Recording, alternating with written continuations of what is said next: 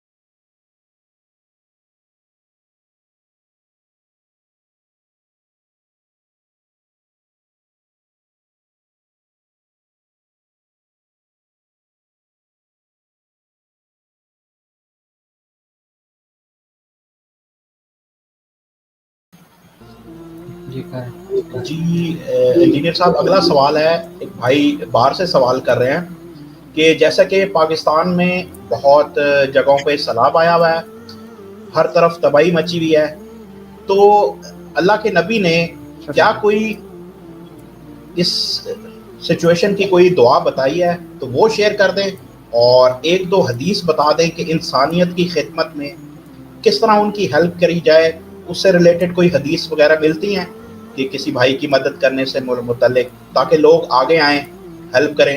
جزاک اللہ۔ دیکھیں جی، الحمدللہ جس طرح مسلمان کو عقیدہ توحید، عقیدہ رسالت، نماز کی اہمیت، ختم نبوت کا عقیدہ، یہ ساری چیزیں کلیئر ہیں، انسانیت کی خدمت بھی کلیئر ہے۔ دنیا کا کوئی مسلمان ایسا نہیں ہے جسے یہ نہ پتا ہو کہ اللہ تعالیٰ کے نزدیک حقوق العباد کا معاملہ زیادہ سینسٹیو ہے ایز کمپیئر ٹو حقوق اللہ کے۔ اور اس حوالے سے اگر آپ کو کمبائنڈ فارم میں احادیث چاہیے تو مشکات المصابیح کی 3 جلد کے اندر آپ کو مخلوق کے ساتھ حسن سلوک، مخلوق پہ رحم کرنے کا بیان ایک چیپٹر مل جائے گا، اس میں آپ کو ساری احادیث مل جائیں گی۔ یعنی بخاری مسلم میں حدیث ہے، نبی علیہ السلام نے فرمایا کہ تمام مسلمان ایک جسم کی مانند ہیں، اگر جسم کے ایک حصے میں تکلیف ہو تو پورا جسم اس تکلیف کو محسوس کرتا ہے۔ اور مسلم میں تو یہاں تک الفاظ ہیں کہ تکلیف آنکھ میں ہوتی ہے لیکن جسم پورا اس تکلیف کی وجہ سے اور آنکھ کے درد کی وجہ سے اور سر درد کی وجہ سے رات کاٹ کے گزارتا ہے۔ اس کے علاوہ کافی ساری چیزیں، مسلمان وہ ہے، بخاری مسلم میں حدیث آئی کہ جو اپنے لیے پسند کرتا ہے وہی اپنے بھائی کے لیے پسند کرے۔ تو آپ دیکھیں وہ چھوٹے چھوٹے بچے، ان کو دیکھ کے دل پسیج جاتا ہے، ان کے گھروں کی حالت دیکھیں آپ، آلموسٹ 1000 کے قریب لوگ شہید ہو چکے ہیں اس میں، اور آلموسٹ 6.5 لاکھ مکان جو ہے نا وہ رہنے کے قابل نہیں رہے، گر چکے ہیں۔ اور پھر وہاں پہ جو تعفن پھیلا، بیماریاں پھیل گئی ہیں، وبائی امراض پھوٹ پڑے ہیں اس کی وجہ سے۔ اس کے لیے گورنمنٹ تو اپنے لیول پہ کام کرتی ہے، اور ہماری ماشاءاللہ جو این جی اوز ہیں وہ بھی کام کر رہی ہیں، اور پاک فوج بھی کام کر رہی ہوتی ہے۔ تو اس میں جو لوگ فائنینشلی کنٹریبیوٹ کر سکتے ہیں تو وہ جو ریلائبل قسم کی تنظیمیں ہیں جس طرح عیدی والے ہیں، ان کو کنٹریبیوٹ کریں۔ ہر ایک بندے کے ہاتھ میں، مولوی کے ہاتھ میں پیسے نہ پکڑوائیں، وہ انہی کی توندے بڑھانے میں خرچ ہوگا۔ آپ ان لوگوں کو پیسہ دیں جو ریلائبل لوگ ہیں۔ جماعت اسلامی کی تنظیم کام کر رہی ہوتی ہے اس حوالے سے، ان کو دیں آپ پیسے۔ اسی طریقے سے عمران خان صاحب بھی آج دورے پہ گئے ہوئے تھے، ہمارے ایکس پرائم منسٹر صاحب، ظاہر ہے ان کا بھی ایک کافی ایکسپوئر ہے اس حوالے سے، اور شوکت خانم نے بڑا ریمارکیبل کام کیا پاکستان میں، تو ان کو آپ پیسے دیں۔ اس طریقے سے جتنا آپ کنٹریبیوٹ کر سکتے ہیں وہ کریں اپنی آخرت کے لیے۔ زکوٰۃ کا پیسے آپ سب سے بیسٹ مصرف اس وقت زکوٰۃ کا یہی ہے، آپ دیں۔ باقی انشاءاللہ میں اس حوالے سے کوشش کروں گا۔ اس سنڈے کو میں دلی طور پہ بہت زیادہ دکھی ہوں، میں ظاہر ہے کہ آپ کو پتہ ہے میں ان ٹچ رہتا ہوں تمام اخبارات کے ساتھ، سوشل میڈیا پہ آنے والی خبروں کے ساتھ، مین میڈیا کے اوپر، تو یقین کریں دل بڑا دکھی ہے۔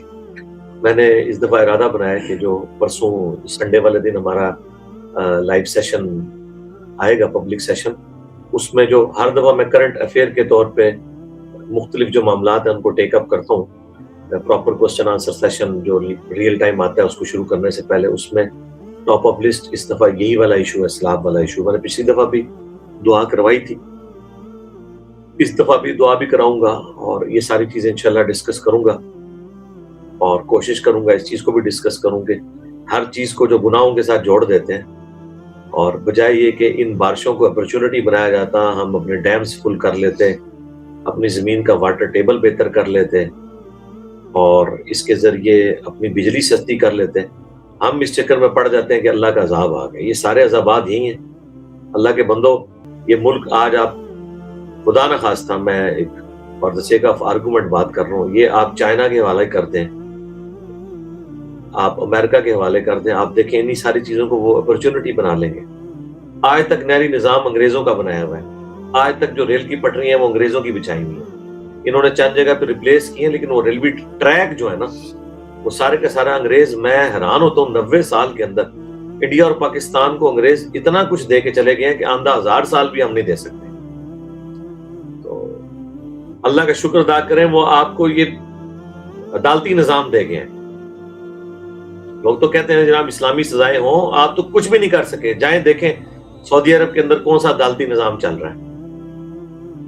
آج میں وہ خبر پڑھ رہا تھا، وہ امام کعبہ کو 10 سال کی قید ہو گئی ہے، صرف اس بات کے اوپر کہ مطلب اس نے گورنمنٹ کی خلاف شرع باتوں کے اوپر کرٹیسزم کیا ہے احترام کے دائرے میں۔